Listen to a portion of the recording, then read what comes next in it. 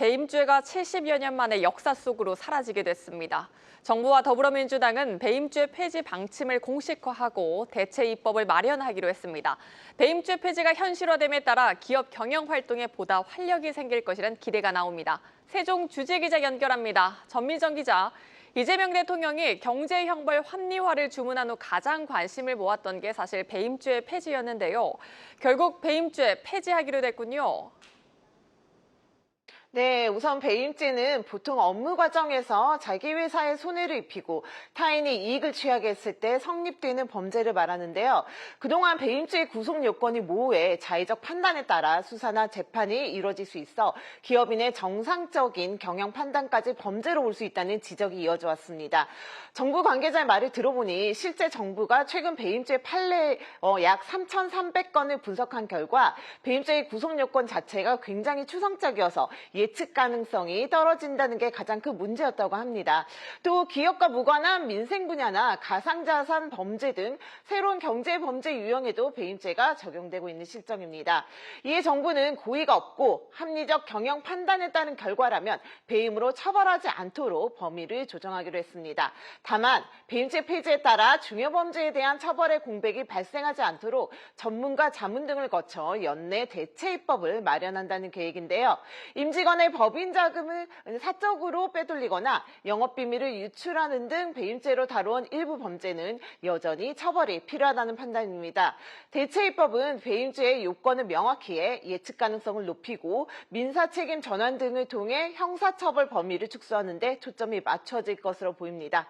정부는 상법상 특별배임죄가 사실상 사문화된 만큼 액수에 따라 가중처벌이 가능해 가장 널리 쓰이는 형법상 배임죄부터 없애겠다는 입장인데요.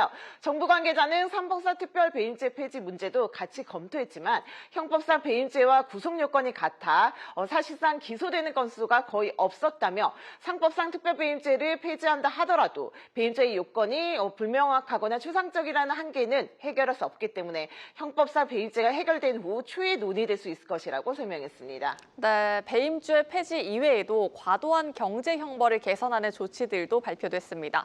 경미한 위반엔 형벌 대신 과태료 부과로 대체하는 방안도 추진한다고요?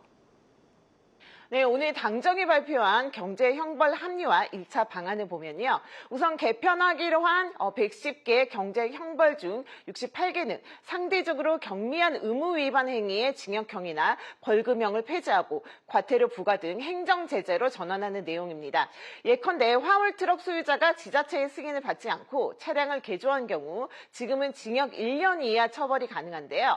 앞으로는 시정명령과 과태료 1,000만 원을 부과하는 것으로 조정됩니다.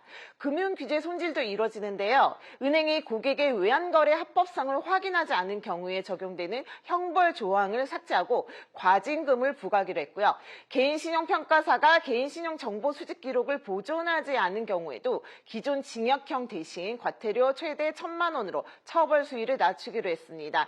선의의 사업주를 보호하기 위한 장치도 생깁니다. 대표적으로 법을 어긴 사람뿐만 아니라 사업주나 법인까지 함께 처벌하는 최저임금법 관련 양벌 규정을 손봐 사업주가 충분한 주의 의무를 다했을 경우 면책이 가능하도록 한다는 방침입니다.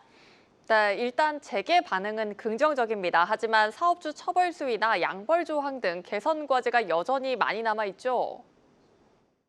네, 우선 경제계는 이번 조치에 대해 기업의 의사결정 예측 가능성을 높여서 경영활동에 큰 활력을 줄 것이라며 일제히 환영의 뜻을 나타냈습니다. 하지만 경제 활성화를 위해선 여전히 가야 할 길이 멀다는 지적도 많은데요. 대한상인은 공정거래법상 개인과 법인을 하나의 사실로 동시 처벌하게 돼 있는 양벌 조항이나 동일인 지정자료 제출 의무 위반까지 형벌을 부과하는 부분에 대한 추가 개선이 필요하다고 했고요.